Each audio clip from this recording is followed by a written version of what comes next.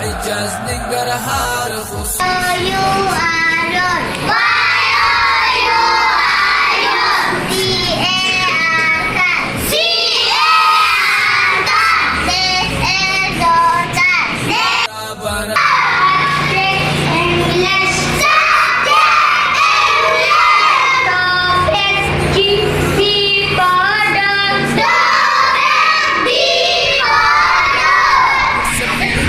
چې د نلري ثاني د خپل اداره په خدمت